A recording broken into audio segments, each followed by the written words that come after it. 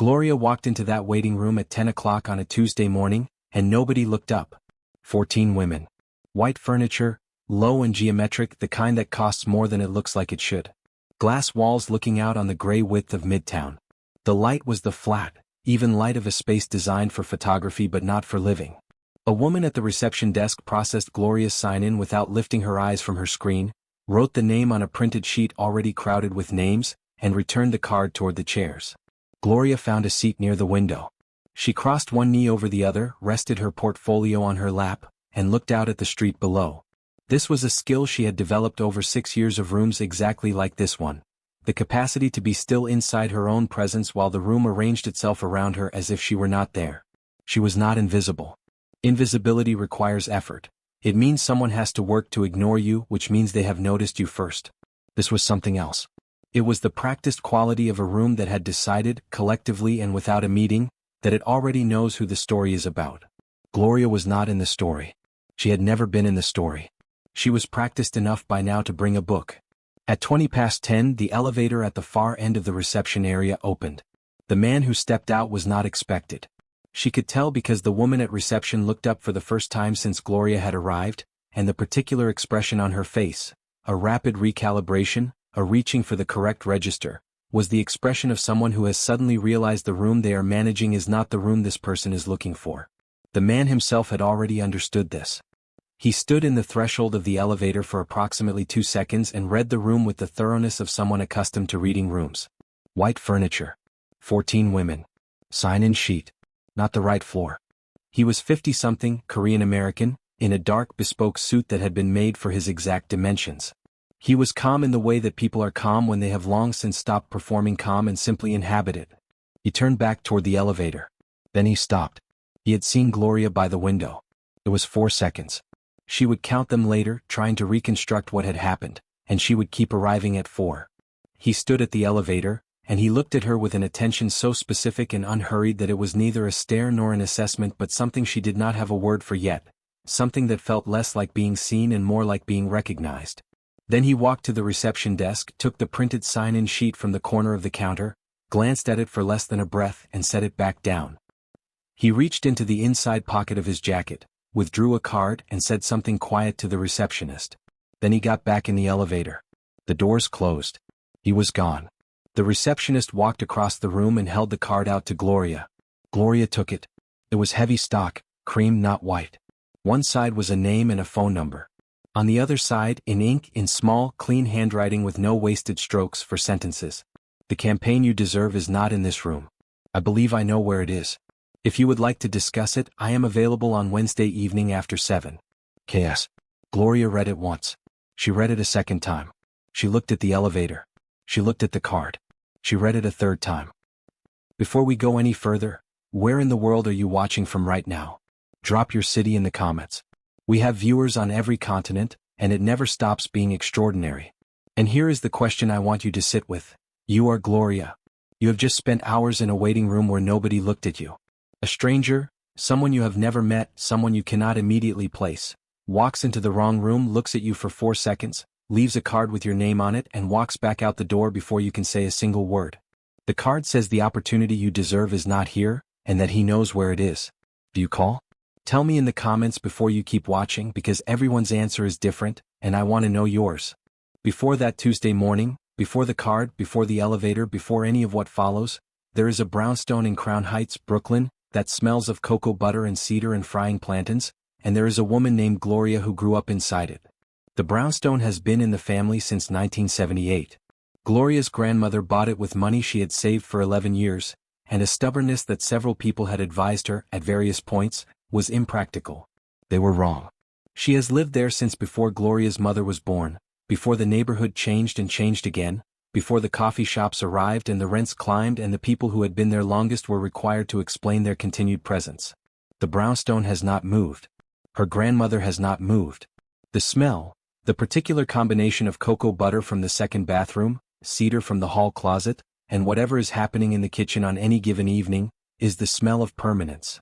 It is the first smell Gloria remembers, and it is the smell she returns to every time something in the city tries to make her feel temporary. She started dancing at 4. Not formally, just in the way that certain children begin to move with an intention that looks different from play. By 10 she was training seriously, twice a week and then 4 times and then most days at a studio 2 blocks from the brownstone, where the woman who ran the classes noticed early that Gloria was not learning steps so much as learning how to inhabit space. At 14 she was accepted into an advanced contemporary program at a conservatory in Manhattan. She commuted 40 minutes each way on the A train 5 mornings a week, through the fall of one year and most of the next, the only black girl in the program, which she noted and which she did not allow to be the most important thing about herself in any given room. She was not the only black girl who had auditioned. She was the one who had gotten in. She danced through high school and into college, where she studied movement and film, and she was 21 when a photographer named Daniel Osei asked her to sit for a test shoot in a studio in Bushwick. He told her afterwards, with the flat certainty of someone reporting an observable fact rather than a compliment, that her face was going to work. She had the posture. 15 years of training had given her a physical intelligence that showed up in every frame, an unconscious understanding of where the light was and how to meet it. She had the bone structure. She had, more than anything, a quality that he described as inhabiting the present tense. When you looked at a photograph of Gloria, you never had the sense that she was waiting for it to be over. He was right about the face. He was not wrong about anything he said. What followed were 6 years that the industry would describe, if it were honest, as a sustained misreading. 4 paid campaigns, all of them good work. She was proud of each one, proud of the care she brought to it, proud of the images that came out the other side. None of them opened the next door. There were callbacks that did not convert. There were casting directors who told her she was extraordinary in tones that suggested extraordinary was the problem. There was the specific cruelty of watching work go to other women after you had been told, in so many words, that you were the right person for it, only to discover that right, in this context, had a modifier that nobody had mentioned at the beginning of the sentence. She understood, by the time she was 25, that the problem was not her. Her grandmother had told her this from the beginning. Those people don't know what they're looking at. That has never been your problem. She believed her grandmother. She had always believed her grandmother. What was harder? What took the kind of discipline she had learned from dance, from the conservatory commute at 14, from being the only one in the room and going back the next day anyway, was continuing to act on that belief when the evidence the industry kept providing pointed the other direction. She taught dance 3 evenings a week at a studio in Flatbush, Tuesday, Thursday, Friday, working with children between the ages of 6 and 16 who were learning what she had learned. How to be in your body with intention, how to take up the space you are standing in, how to begin again after you fall. She loved the work. She did not love it instead of modeling. She loved it in addition as a reminder that what she had built over 15 years was real and whole and hers, regardless of what any room decided about it. She shared a bed-stuy apartment with her best friend, Candace, who was a graphic designer with opinions about everything and the particular quality of loyalty that does not require maintenance. Candace left encouraging post-it notes on the bathroom mirror, specific ones, not generic ones, the kind that referenced actual things that had happened, and also told Gloria the truth when she needed it. There was no performance in either direction. On the morning of the Tuesday audition, Gloria stood at the bathroom mirror and pressed her edges with a precision that was also a form of intention. She had decided 4 times already that week to go in one more time. She decided it again. She took the A train uptown, watching the city run past the windows. Crown Heights to Atlantic, Atlantic to J Street into Manhattan, the train climbing above ground for a stretch near Smith and 9th before going back underground, the water visible through the elevated windows, the gray morning light. She was thinking about the audition brief, which had specified natural, effortless beauty, which was a phrase she had learned to read carefully. She was also thinking about her grandmother, who had called the night before just to say that she had made plantains and there were leftovers in the fridge if Gloria wanted to come by after. No pressure, but the plantains were very good. She signed in at the reception desk. She found the window seat. She took out the book she had brought. Nobody looked up. At 10:20 the elevator opened. His name was Sam Kwan, though the business world used his surname and the people who worked for him used both. He had built his New York empire across 30 years of decisions made with the precision of someone who understood, at a granular level, that the distance between a good decision and a catastrophic one is often only visible in retrospect. This was not something he found frightening. It was something he found clarifying. You could not be right about everything. What you could do is build systems so that your errors were survivable and your advantages were compounding. He had arrived from Seoul at 22 with an engineering degree, a modest amount of money, and an appetite for systems that American institutions seemed, in the early years, almost willfully reluctant to satisfy. He found his own. A small Queens commercial lease, then another, then the management company that sat above both of them, then the network of relationships that became the thing the lease had been practiced for. Over 3 decades, commercial real estate across 4 boroughs, a private logistics operation that handled distribution for a cluster of high-end retail brands, and a financial services arm that he did not publicize and did not need to. He was not famous. He was not the kind of powerful person who required a publicist.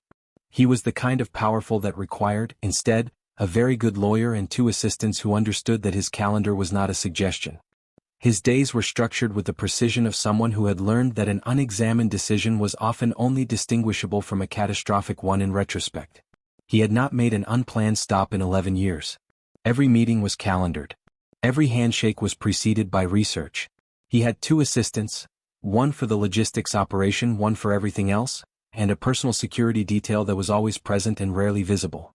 The detail had come with a conversation years ago that he did not like to think about. Its presence was a reminder that the world he had built was complex enough to have dimensions that required managing. He had made his peace with it. He had made peace with most things by this point. At 52, the war was long enough ago that it felt more like archaeology than anything present. The wrong floor was his assistant's error. He would not say this to her. He had a policy about errors made without carelessness. Carelessness was the problem, not the error itself, and there was no carelessness here, only a suite number transposed. But the wrong suite number meant that when the elevator opened on the 14th floor he stepped into a reception area that was immediately, clearly, not the architecture firm he had a 9:50 appointment with. He read the room in 2 seconds. White furniture, long glass walls. 14 women in the chairs, portfolios in their laps, some on their phones, the particular quality of a waiting room in which the waiting is competitive. A sign-in sheet on the reception desk. A placard, Meridian Talent Agency. This was a talent agency. The architecture firm was 3 floors up.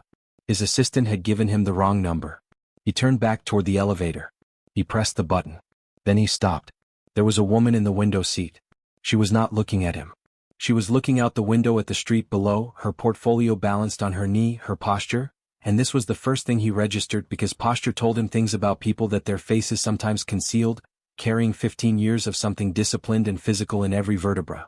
She was deep brown and luminous in the gray morning light, and she had the quality, which he had not encountered in quite this form before, of being completely present in the particular place where she was sitting. Not waiting. Not performing patience. Sitting, in the full sense of the word, as if the window seat were a place she had chosen on purpose and intended to occupy entirely. He was aware, in the 2 seconds that followed, of something happening in the ordered architecture of his attention. He processed environments for a living, not in any conscious sense but in the bone-deep automatic way of someone who has spent 30 years in spaces where misreading a room costs money and sometimes more than money. In those 2 seconds the room rearranged itself.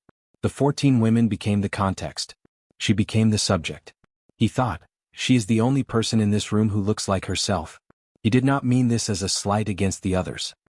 He meant it as an observation that had arrived with the flatness of a recorded fact. In a room of 14 women waiting to be seen, 13 of them were performing the version of themselves that they believed this particular room wanted to see.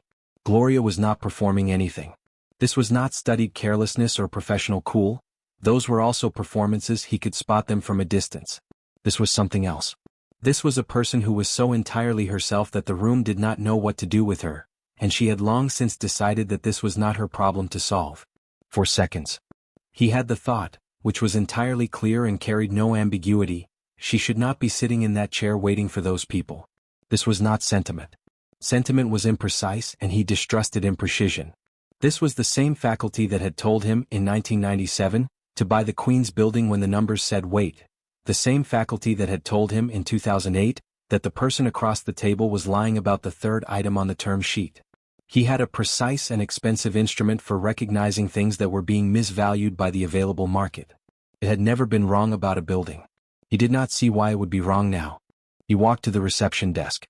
As he crossed the room, he read the sign-in sheet in the time it took to close the distance. His eyes moved down at once, cataloging, and found her name. Gloria. The handwriting she had used was clear and forward-leaning, the kind that suggests a person who finishes their thoughts. He reached into the inside pocket of his suit jacket, withdrew a card, and on the blank side wrote 4 sentences in the small measured hand he had always had, a hand that his mother had told him looked like someone who knew what they wanted to say before they started saying it. He told the receptionist the card was for the woman in the window seat. He got back in the elevator. He pressed 14 for 3 floors up. He was in the architecture firm's reception area before he had finished deciding that what he had done was not impulsive. He considered impulsive decisions with the same attention he gave to calculated ones, because impulsive decisions were not categorically different from calculated ones. They were simply calculated ones that had been made too fast to observe the calculation in progress. He reviewed what he had done. He had seen a person being misvalued by the room she was in. He had the resources to correct that misvaluation. He had left a card. The decision was not difficult. The only variable that remained open was whether she would call. He spent the rest of that morning, at intervals in the gaps between the architecture presentation and the 11 o'clock call from London and the lunch he took at his desk, wondering about that open variable. He could not immediately identify whether this wandering was professional or something else. He decided for now that the distinction did not matter. He had left a card. She would either call or she would not. He returned to the architecture presentation. He found he could not quite stop wondering. Gloria read it 3 times in the waiting room. Then she put it in the inner pocket of her portfolio, where she kept things she did not want to crease, and she waited for her name to be called. She was excellent in the audition. She knew this the way she always knew it, not with arrogance but with the simple accuracy of a person who has trained for 15 years and understands the difference between performing well and doing the work. She moved through the brief with the physical intelligence that Daniel Osei had named all those years ago in the Bushwick studio, the intelligence that showed up in the angle of her shoulder and the quality of her stillness and the way she inhabited a frame as if she had always been exactly there. The 3 people behind the table watched her with the particular expression of people who have already decided and are waiting for the obligation of the audition to conclude so they can act on the decision they made in the first 40 seconds. She had learned to read that expression. She left. She was on the downtown 2 train, standing at a pole between a man with a grocery bag and a teenager with headphones, when she took the card out and photographed both sides with her phone. She sent the photograph to Candace with no message. Candace's response arrived in 40 seconds. What is this? What does KS stand for? What does he look like? Research the name Gloria. Gloria typed, I know. Then she put her phone back in her pocket and thought about the sentence on the back of the card all the way to DeKalb Avenue. The sentence was, the campaign you deserve is not in this room. She had spent 6 years in rooms exactly like the one she had just left. She had received, in those 6 years, various forms of feedback. That she was extraordinary, that her look was strong but challenging, that her presence was undeniable but not quite right for this brief, that she was exactly what they were looking for and then watching the work go somewhere else. She had received the feedback from someone who has learned to distinguish between information and noise. She had internalized what was useful and filed the rest. She had not, until this morning, received feedback that named the problem correctly. He had been in that room for 60 seconds. He had not been there to see her. He had been there by mistake. And in 60 seconds, he had understood something that 6 years of professional interaction had not produced. Not that she was good, not that she had potential, not that she was almost right. The room was wrong. She couldn't set it aside. At home, she sat at the kitchen table with her laptop and searched for the name on the card. Same Kwan. The results were notably restrained, a handful of business listings, a mention in a commercial real estate trade publication from 2019, and 1 brief appearance in a financial news aggregator in connection with a logistics acquisition. No social media. No press photographs. No profile pieces. The public-facing architecture of a person who had made a deliberate decision about privacy and had the resources to maintain it. She called her grandmother. Her grandmother listened to the whole story without interrupting, which was how she listened to everything, completely as if she had nowhere else to be. When Gloria finished, there was a pause of approximately 4 seconds. What does the handwriting look like? Her grandmother said. Gloria looked at the photograph on her phone. She thought about it with the same care her grandmother had given the question. Clear, she said. No wasted strokes. Like someone who finished the thought before they started writing. Her grandmother said nothing for a moment. Then, and the paper? Heavy stock. Cream. Another pause. You know what you think? Her grandmother said. You're calling me because you want someone to tell you you're not wrong. Gloria looked at the ceiling of the kitchen. Candace was watching television in the next room with the volume at a level that was technically audible. I'm not wrong, Gloria said. No, her grandmother said. You're not. But you're going to ask him questions. Not impressed. Ask questions. I know, Grandma. 6 of them, her grandmother said, because she had a specific number for things that mattered. Not 5. Not 4. 6. That evening, Gloria sat at the kitchen table with a notebook and wrote out the questions. 6 of them in order, specific and direct. She would research the answer to as many of them as possible before the call, so she could hear how he handled the ones he knew she already knew the answer to. She would confirm the meeting location before she agreed to it. She would not be impressed. She would be attentive.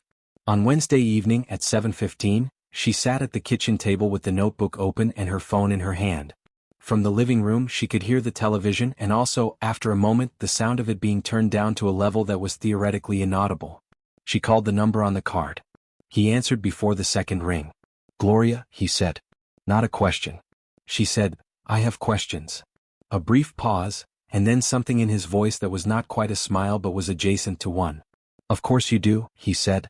"Would Thursday work?" She arrived 4 minutes early. This was intentional.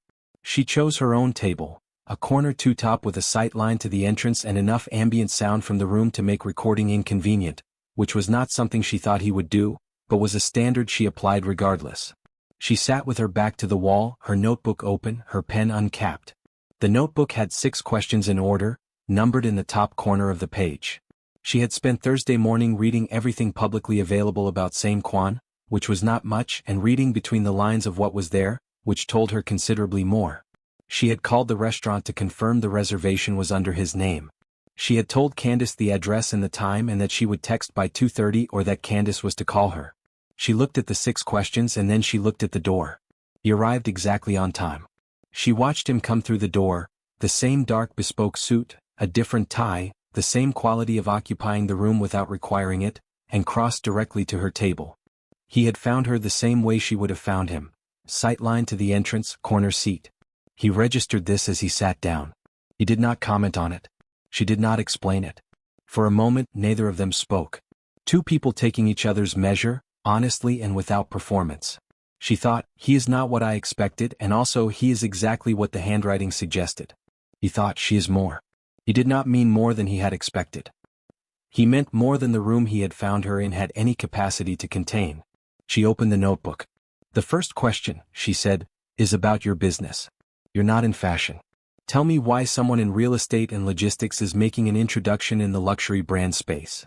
He answered directly. The luxury house was European, a French brand with a long history, not a new money acquisition. The real article. They were launching their first American collection, and the creative director had approached him through a mutual contact in the private client world because the creative director had a specific vision and wanted an introduction to New York at a level below the obvious. The agency relationship was informal. He was not a talent manager and had no interest in becoming one. He was making one introduction because he had identified one person. "Second question," she said. "What specifically is the opportunity? Not the general outline, the specific terms." He laid it out without hesitation. A 4-day campaign shoot, primary model, global distribution in 12 cities, European flagship opening and American print and digital. Usage rights, timeline, deliverables. He quoted the figure the house had authorized. She wrote none of this down. She had already researched market rates and she was listening to where his numbers sat relative to them, and they sat correctly, which told her something. Third question. "What do you expect of me in the process? Am I a subject in this or a collaborator?" He said, "A collaborator." The creative director had used the word partner. He said this not as reassurance but as a statement of what had been discussed. "Fourth question," she said. "When you walked up to that reception desk, you read my name off the sign-in sheet. That sheet was at the far end of the counter. You had approximately 3 seconds to read it while walking. How many names were on that sheet when you read it?" He looked at her for a moment. Then, 14. Yours was third from the bottom. Handwriting that angled forward. Clear loops on the capital letters. She made a note. Fifth question. Your prior involvement in fashion or the luxury space. Give me what there is. He gave her what there was, which was minimal. 2 commercial real estate transactions involving flagship retail, 1 logistics contract with a luxury distribution house. No prior creative involvement. No prior talent relationships. She nodded once and looked at the last question on the list. Sixth question, she said. Why me specifically? Not in the general sense. In the specific sense. You were in that room for 60 seconds. What did you see that produced that card? He was quiet for a moment. Not the quiet of someone finding the words, she could tell the difference. The quiet of someone deciding whether to be fully accurate rather than accurate enough. Everyone in that room was performing, he said finally. The version of themselves they thought the room wanted. That's not a criticism, it's a rational response to the context. You weren't doing it. You were simply there.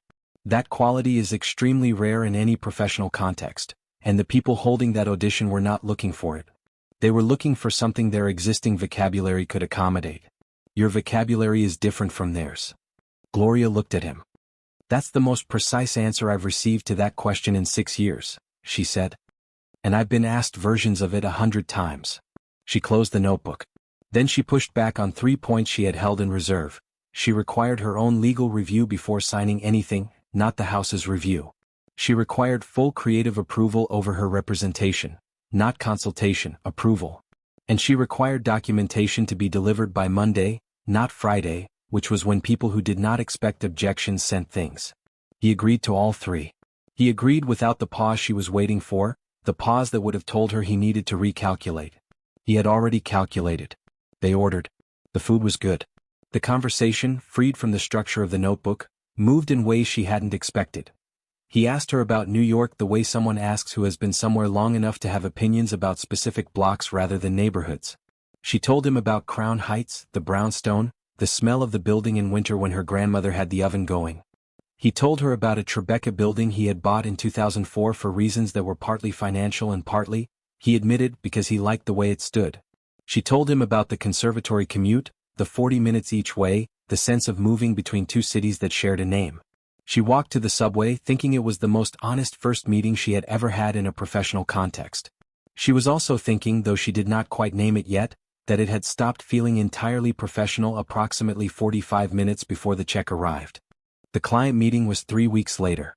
The European creative director, a Parisian woman named Isabelle in her late 40s, who had the quality of someone who has spent long enough in fashion to have arrived at complete indifference to its social machinery, flew to New York with 2 senior team members. They met in a Soho conference room on a Wednesday morning, and Gloria arrived with her own legal counsel and her notebook, and she shook 3 hands and sat down and did not wait for them to begin. She talked about the collection. Not herself. She had read about it, the silhouettes, the palette, the stated intention of the collection, which was something about the intersection of heritage and the present, and she talked about it with the specificity of someone who had spent time thinking. She talked about light, about the quality of light on deep brown skin, which is not a technical challenge but a perceptual one, a matter of understanding that the light is not inadequate but that the training of most photographers has equipped them to see only a narrow range of what light is capable of. She talked about garments that converse with bodies rather than simply adorning them, the physical intelligence required, the difference between wearing a thing and inhabiting it. Then she said, I grew up in a brownstone in Crown Heights. My grandmother has held that building for 45 years. She has refinished those floors, replanted that garden and repainted those walls, and every time she has done it with the understanding that she was caring for something that was going to outlast her individual attention to it. That is what luxury means to me. Not acquisition. Stewardship. A relationship between a beautiful thing and a person who understands what they're holding. Isabelle stopped taking notes.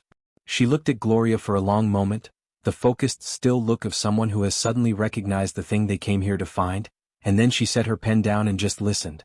The campaign was confirmed that afternoon. 4 days. A Soho loft for the studio work, a Bronx rooftop for the outdoor material, and, Gloria's suggestion, offered at the end of the Thursday call and received with an immediate yes, her grandmother's Crown Heights brownstone for the final day. The brownstone shoot had been her idea and it was the right one. The quality of light in those rooms, the weight of the floors, the history in the walls had exactly the quality the collection was reaching for. The campaign did not need to manufacture atmosphere. It needed to find it.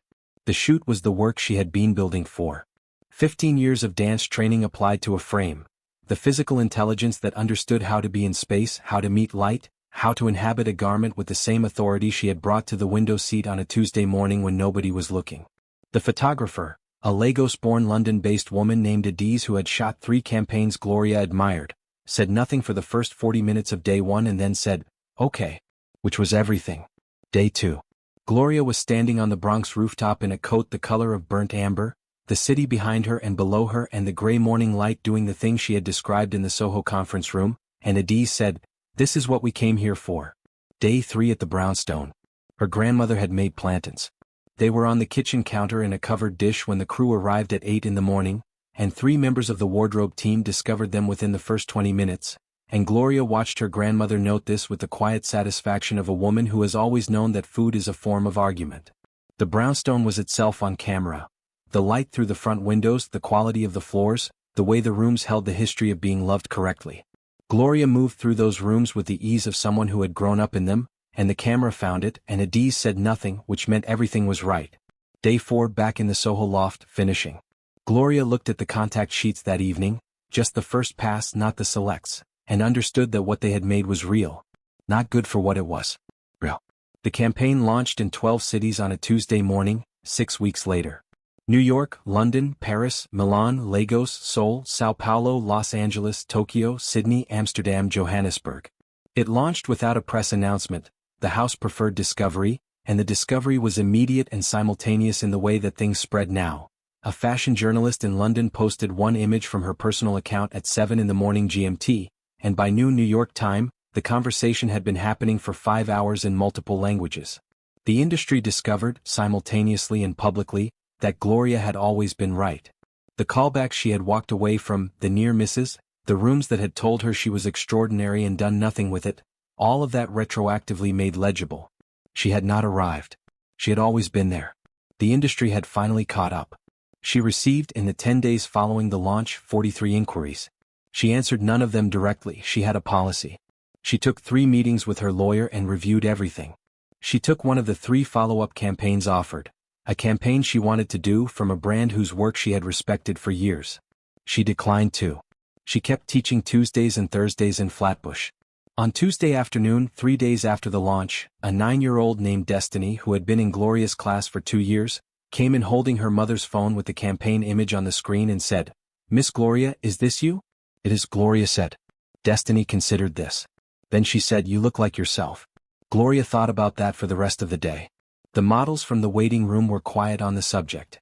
She had not expected otherwise. She called same the morning it went live. He answered before the second ring. "It launched," she said. "I saw," he said. Pause. "You did the work," he said. "I opened a door. Those are not the same thing." She knew this. She had always known this. What she had not expected was that he would say it before she had to. "Dinner?" she said. "Not business. I'll find the place." A brief pause and then, "Tell me when." She found a West Village restaurant that had been excellent for 20 years, which in New York meant it had survived several waves of what was fashionable in its vicinity and had done so by being genuinely good rather than the right kind of fashionable. She had been twice with her grandmother and once with Candace, and both times the room had felt like a place where people came to actually eat. They had spoken 12 times professionally. Every call had lasted longer than its purpose required. She had noted this but not named it, in the way you note certain things and leave them in the periphery until you have time to look directly at them. He arrived exactly on time. She was already at the table. There was no agenda. This was the thing that was different from every other meal they had shared, which had all had an agenda even when the agenda was not the main event. Tonight there was no brief, no notebook, no 6 questions in order. She had worn a dress she liked. He had worn a suit that was still bespoke but slightly less formal, a shade of dark navy rather than black. For the first 10 minutes they talked about the restaurant. Then they talked about the neighborhood, which had changed 4 times in his 30 New York years and hers, and they had lived different versions of those changes from different positions in the city. She asked him what his first business had been. The real first one. He was quiet for a moment, the familiar quiet of someone deciding on accuracy, and then he told her about the Queen's lease. A modest storefront commercial space in a part of Flushing that nobody was paying attention to in 1996. He had been embarrassed about it for years. It felt small relative to what he had intended, small relative to what he would eventually build. He had not talked about it in a long time. She said, "The first thing is always the one that tells you the most." "What did the lease teach you?" He looked at her. "That a room is only valuable if you understand what it can become," he said. "Not what it is." She smiled at that. "My grandmother would say the same thing about the brownstone. She bought it when the neighborhood was something else entirely. She saw what it would be." Did she? Or did she make it what it would be? Gloria thought about this. "Both," she said finally. "She always says both things are true at the same time." He laughed. It was a real laugh, not the careful social laugh of a man who had spent 30 years in professional contexts managing the temperature of every room, but the laugh of someone who had been genuinely caught off guard by something good. She found she was happy to have produced it. She told him about the brownstone at Christmas, the lights her grandmother strung along the outside of the building, the specific way the front room smelled when the radiator came on in November, the year the plumbing had a problem in the upstairs bathroom that took 4 months to fully resolve and became, in the family story, a story about her grandmother's capacity to outlast whatever was inconveniencing her. He asked questions including about the plumbing specifically, which surprised her and then didn't. He asked the way someone asks who is actually trying to understand the building. After dinner they walked west without deciding to. The streets in the West Village at that hour had a quality that the rest of Manhattan rarely produced. Quieter than elsewhere, the buildings lower, the sky more present. They walked to the end of a pier over the Hudson, where the city behind them was still full of light and the water was dark and the New Jersey shore made a low glittering line on the other side. She said, "You're not a threat, you know?" He looked at her. "Most people in a position like yours," she said, "in a professional relationship like the one we've been in, they use it as leverage consciously or not. You've been careful not to. I noticed." He was quiet for a moment. "That might be the most direct thing anyone has said to me in a professional context in 20 years, he said. "We're not in a professional context," she said. "We had dinner." The water moved. The city behind them did not. Neither of them spoke for a stretch that was comfortable in the specific way that silences are comfortable only when both people are at ease with what they know is sitting in the silence.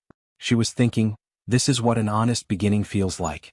He was thinking, I have not stood still on purpose in a long time. They walked back uptown with the particular feeling of two people who have found their footing in the same place at the same time, neither pulling ahead, neither holding back, both simply going in the same direction without having to discuss it. The item appeared on a Thursday morning.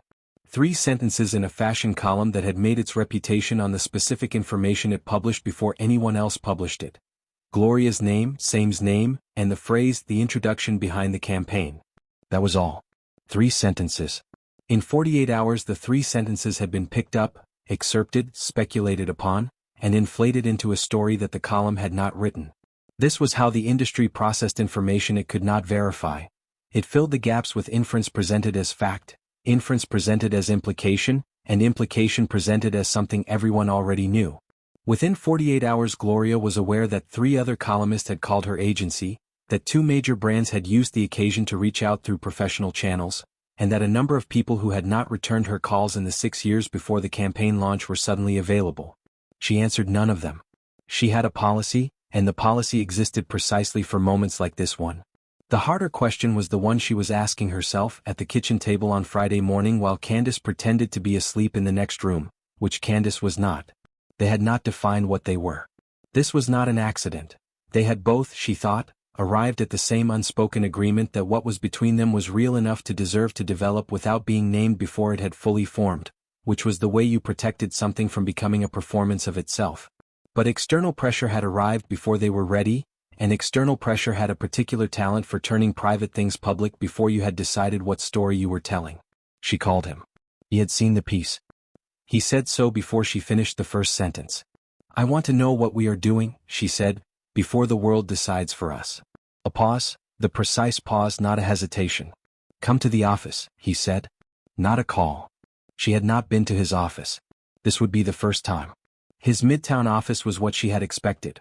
The building itself, the floor, the view, the quality of the light through large windows, and also something she hadn't. A desk that had several things on it which told her he actually worked there as opposed to offices that looked like sets. He came from behind the desk and they sat at the conference table in the corner, which was more intimate than the desk would have been. "I need to be direct," she said. "You have always been direct," he said. "It's one of the things I trust about you." She said, "I'm not asking you to manage what you haven't been asked to manage. I'm telling you that what's between us, whatever it is, I'm not willing to let it be narrated by people who weren't in the room. That requires us to have a conversation about what we're actually doing." He said, "I am not uncertain about what I am doing. I want to be clear about that." She heard this. She gave it the weight it deserved. "The attention will pass," he continued. "In 6 weeks there will be something else. But that is not the point, and you know it is not the point." "No," she agreed. "It isn't. The point," he said, "is what you just said, what are we actually doing? And I can tell you what I am actually doing if you want me to." "I want you to," he told her. He was careful and exact and used no more words than he needed, which meant it took about 45 seconds and it was sufficient. She looked at him for a long moment. "Neither am I," she said. "Uncertain." I just won't let anyone else write this. No, he agreed. They decided, at their own pace, without reference to anyone else's timeline, without making announcements for the benefit of industries that had not been paying attention when the relevant things were happening. They would write it themselves. She walked out of the office into the Midtown afternoon thinking, I have been the subject of other people's narratives for 6 years. I will not begin now. Her grandmother had deduced the visit was coming before Gloria confirmed it. This was not unusual. Her grandmother had a quality of inference that Gloria had spent 27 years alternately marveling at and being slightly unnerved by. On the Sunday call, 3 days before the visit, her grandmother said, Bring him Sunday. I'll make plantains. Gloria had not yet mentioned a Sunday visit. She had not yet mentioned anything. She told Candace this and Candace said, Your grandmother is not a person, she is a phenomenon. Same arrived at the brownstone at noon with flowers, white ranunculus, which was a specific and considered choice, not the generic choice, and a white bakery box from a Korean pastry shop in Flushing that had been making the same thing since he was 23 and had been in that neighborhood for the first time. Gloria met him at the door and walked him inside. Her grandmother came out of the kitchen wiping her hands on a dish towel, looked at him with the direct, comprehensive look that Gloria had seen applied to contractors, doctors, new neighbors, and one graduate school admissions officer who had come to the wrong address and said, Come in. The plantains are almost ready. She said it the way you say come in when you have already decided the visit will go well but are not going to announce that decision in advance. She accepted the flowers and the pastry box with a look that said she approved of both and moved into the kitchen. Same followed. Gloria followed him. At the kitchen table her grandmother asked 3 questions. The questions were, in order, what he did, how he had found her granddaughter, and whether he planned to eat. He answered all 3 fully and without deflection, and she listened to all 3 with the complete attention she brought to things that mattered, and when he had finished answering the 3rd question she set a plate of plantains on the table and returned to the stove without announcing her verdict. The plantains were, by their presence, the verdict. Gloria ate one and looked at her grandmother's back and understood. They talked for 2 hours at that kitchen table. Her grandmother told him about the brownstone, when she had bought it, what the neighborhood had been, the specific decision in 1978, to buy rather than rent, which her own mother had called impractical and which she had made anyway because she could see what 45 years of owning a thing would look like and she wanted that for her family. He asked her real questions, about the neighborhood's changes, about the garden in the back which she had replanted 3 times, about the floors which she had refinished twice. He asked about the plumbing. She laughed at the plumbing question. It was the real laugh, not the social one. 3rd floor, she said, in 2003. 4 months. But the building is still standing. He said, It was already standing when you bought it. You made sure it kept standing. Her grandmother looked at him with the specific look of someone who has received an accurate description of themselves and is deciding what to do with the accuracy. She said nothing. She went back to the stove. After lunch she took him through the front room. The campaign image was framed on the wall, full-size, the Soho loft shot, the one that had run in 12 cities. It had been there since the day after the launch. Nobody had told her to do it. It was simply on the wall, framed and hung at the right height because it was her granddaughter and of course it was on the wall. He stopped in front of it. He stood there for a moment. Her grandmother, from behind him, said, We could have used you earlier. She said it without hostility, as a statement of fact, with a particular undertone that meant, You are not in trouble but I am registering this. He turned. I agree, he said. Her grandmother held his gaze for 3 seconds, which was enough. Then she went to find the pastries. Gloria walked with him to the front steps afterward. The afternoon was the particular quality of late Sunday in Crown Heights. The light going golden, someone cooking somewhere on the block, a child on a bicycle 3 houses down. He stood on the steps and looked at the street and she stood next to him. She's remarkable, he said. She raised me, Gloria said. Which was the complete answer. He looked at her. You were loved correctly from the beginning, he said. It's in everything you do. Every room knows it, even the rooms that don't know what to do with it. She thought about that. She thought about 15 years of dance, 40 minutes each way on the A train for campaigns and 6 years of almost in one wrong floor on a Tuesday morning that turned out to be the right one. She said, Yes. I was. She meant it without grief, without bitterness, without anything but the plain accuracy of a fact she had always known and had never needed external confirmation of, and which felt, standing on her grandmother's front steps in the late Sunday light, more completely true than it had ever felt before. Let me tell you what 4 seconds actually is. 4 seconds is the time it takes to read 2 lines of a book. It is the time between a question and a considered answer. It is, In the context of an elevator opening and closing on the wrong floor, exactly long enough for a person with 30 years of reading rooms to see something that a room of professionals had spent 6 years failing to see. Not potential. Not promise. Not almost. Gloria entirely. The campaign was proof of this. But proof is not the point because proof is always retroactive. It requires the thing to have happened before it can confirm what was always true. What was always true is that Gloria was the right person. What was true before the campaign, before the card, before the elevator, is that she had built something complete and whole across 15 years of training and 6 years of professional rejection and 40 minutes each way on the A train at 14 years old. She had built it not because someone told her to and not because someone confirmed it. She had built it because she was the kind of person who builds things. Same opened a door. This is real and it matters and it should be named accurately.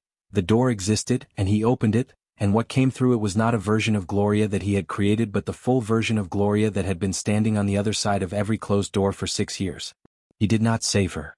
He recognized her. These are not the same thing and both are true, and understanding the difference between them is what makes the story worth telling. She did not arrive when the campaign launched. She did not arrive when the column published. She did not arrive when Same left the card. She has always been arrived. The industry finally caught up. What she takes from what happened, what she will tell the 9-year-old in her Flatbush class one day, when that child is older and the world has shown her what rooms can do, is this. The discipline to continue before the confirmation arrives is the real work. Anyone can continue after. The question is who you are in the years before someone opens the right door, the years when every room is the wrong room and you go in anyway because the craft you are building does not require the room's permission to exist. She knows who she was in those years. She has always known. That has never been her problem. She takes the meetings she wants. She declines the apologies dressed as opportunities. There have been several, and they arrive with elaborate reasoning that does not conceal what they are. She keeps teaching Tuesdays and Thursdays in Flatbush, because the children in those classes are learning something she needed to learn at 10 years old and which she considers it an honor to teach. She calls her grandmother every Sunday. The brownstone still smells of cocoa butter and cedar and whatever is happening in the kitchen. She and Same write their story themselves at their own pace, without reference to anyone else's timeline. They have decided this together and they hold to it without effort, because people who have found their footing in the same place do not need to discuss the footing. They are simply standing in it. The campaign runs in 12 cities. The industry has decided to pay attention now. She is exactly as interested in the industry's attention as she has always been, which is to say, interested in the work, unimpressed by the audience, focused on what she has always been focused on. And somewhere in a Crown Heights brownstone that has been standing since 1978, in a front room that smells of cedar and history and someone else's Sunday cooking, there is a campaign image framed on the wall at the right height. Nobody was asked to hang it. It is simply there because it is Gloria, and in this house, that has always been reason enough. If this story found you at the right time, share it with someone who needs to hear it. Subscribe to Forbidden Empire for more stories.